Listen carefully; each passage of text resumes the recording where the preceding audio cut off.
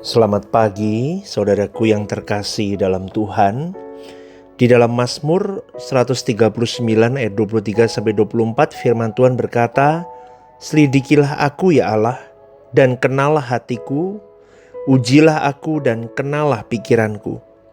Lihatlah apakah jalanku serong, dan tuntunlah aku di jalan yang kekal." Saudaraku, salah satu ciri kedewasaan rohani yang sejati itu bukanlah merasa diri ini sudah benar, melainkan selalu memiliki kerendahan hati untuk terus memeriksa diri di hadapan Allah. Banyak orang percaya lebih mudah mencurigai orang lain daripada mencurigai dirinya sendiri.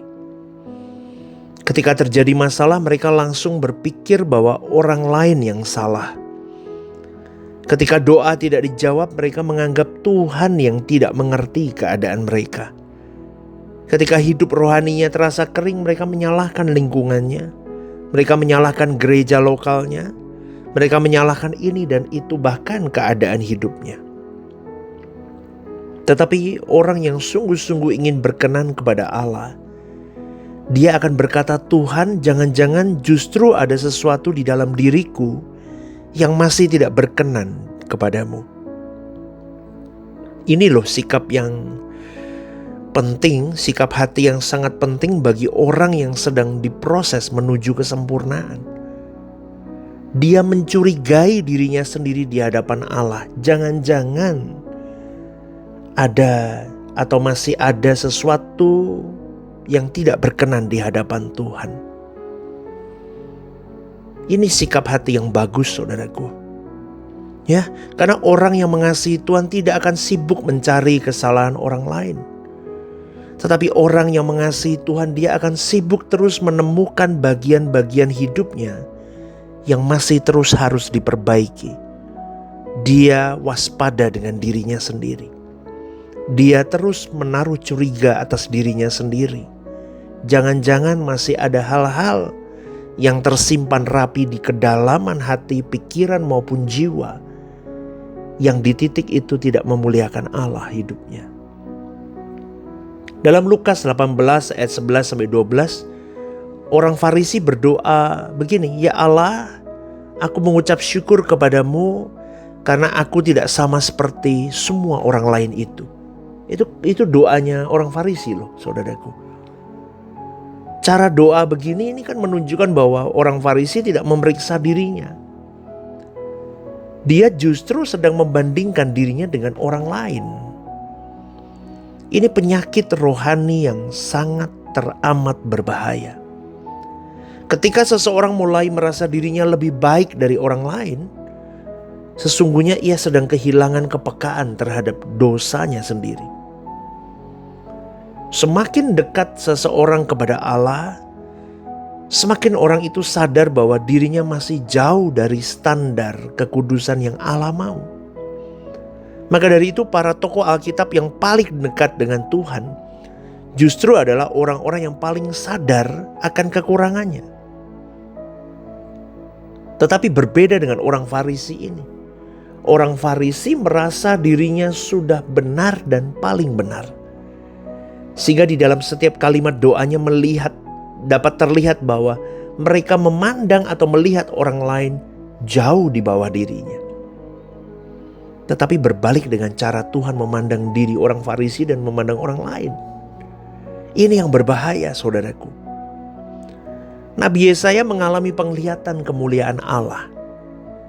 Apa reaksi Nabi Yesaya? Di dalam Yesaya 6 ayat 5, Nabi Yesaya berkata begini, "Celakalah aku." Nabi Yesaya tidak berkata celakalah bangsa ini, tetapi dia berkata celakalah aku. Juga bukan berkata celakalah orang-orang berdosa itu, enggak. Tetapi dia berkata celakalah aku. Ketika cahaya Allah menyinari hidup seseorang, orang itu mulai melihat noda yang selama ini dia tidak lihat. Betul ya saudaraku ya. Persis seperti debu dalam ruangan. Ya, itu baru kelihatan ketika ada cahaya matahari yang masuk melalui jendela. Itu baru kelihatan, wih, debunya ngeri ya meja ini ternyata. Sama halnya sebelum kita dekat dengan Tuhan, kita merasa diri kita cukup baik, cukup sempurna. Tetapi setelah kita semakin dekat kepada Tuhan, kita mulai melihat ternyata masih banyak yang motivasi salah dalam diriku. Ternyata masih ada kesombongan-kesombongan yang aku simpan rapi ya. Ternyata masih punya ambisi besar dalam diriku tentang diriku sendiri. Ternyata egoku masih kenceng banget ya, masih kuat ya. Itu mulai keluar. Ternyata cinta duniaku belum mati ya. Itu saudaraku. Inilah sebabnya orang yang bertumbuh secara rohani selalu memiliki roh pertobatan. Banyak orang berpikir bahwa dia sudah baik, dia sudah cukup sempurna.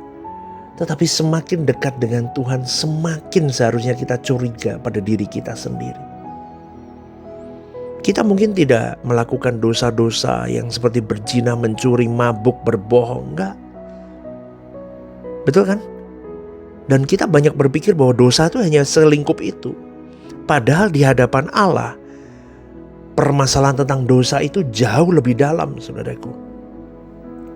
Kita bisa loh aktif melayani pendeta kayak saya begini. Ya rajin beribadah, berkhotbah. Tapi hatinya masih mencari penghormatan manusia. Lah itulah hidup yang masih berdebu di hadapan Allah, saudaraku. Itu yang tidak berkenan. Ngerti gak saudaraku? Kelihatannya saya baca Alkitab tiap hari. Eksposisi, eksegesis. Terus saya belajar firman, tapi kalau dalam kedalaman hati saya masih mencari penghormatan manusia. Pelayanan saya berdebu. Hidup saya berdosa.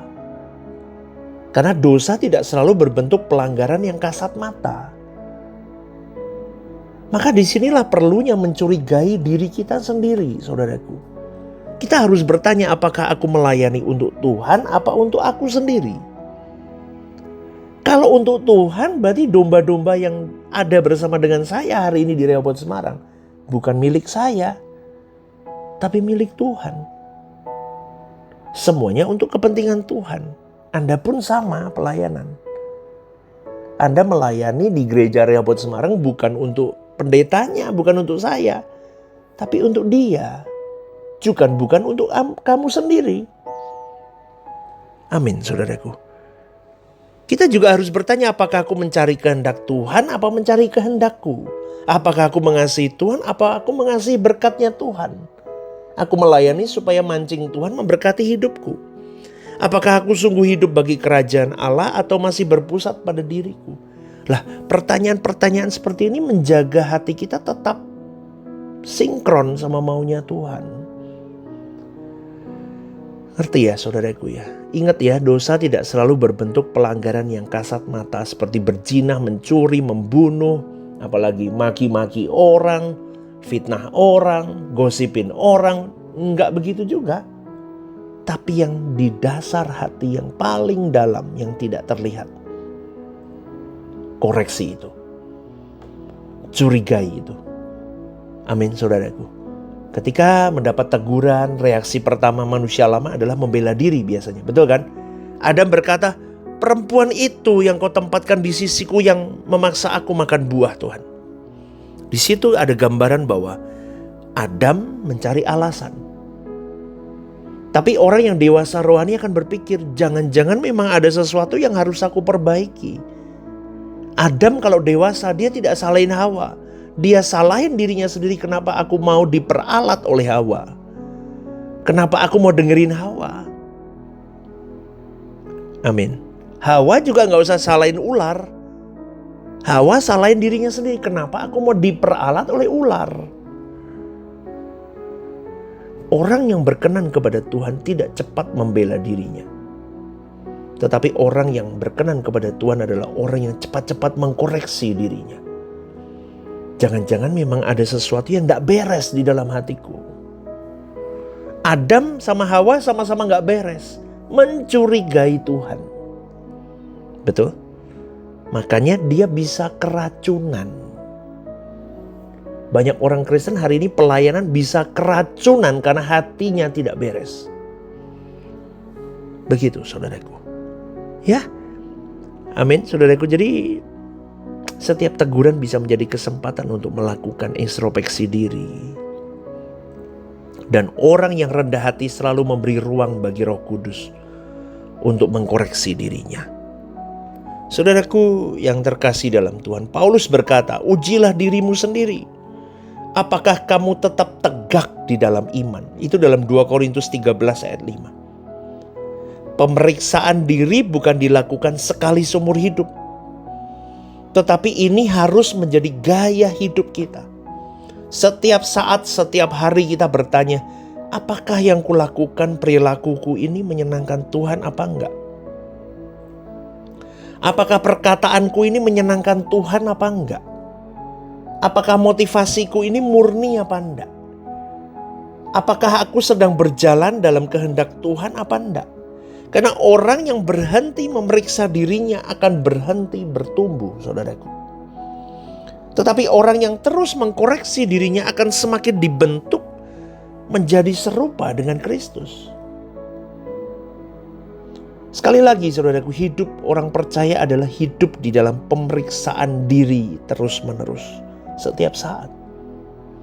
Karena banyak orang Kristen masih bertanya, apakah ini dosa enggak ya?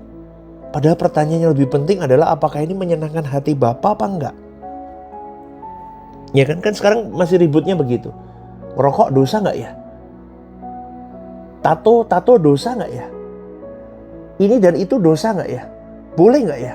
Bukan masalah itu saudaraku, tapi segala sesuatu bukan tentang boleh atau tidak, dosa atau tidak. Tetapi pertanyaannya yang harus dimasukkan dalam setiap hati orang percaya, orang-orang Kristiani, yaitu adalah apakah yang kulakukan, yang kuucapkan, apapun lah itu, menyenangkan hati Bapa apa enggak?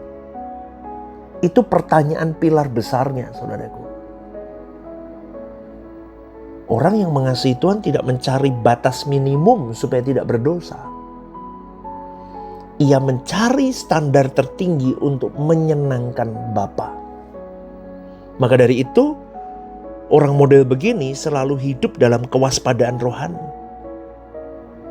Di dalam setiap kalimat doanya pasti akan diselipkan kalimat ini, Tuhan, jangan-jangan masih ada kesombongan dalam diriku. Tuhan, jangan-jangan aku masih mencintai diriku sendiri.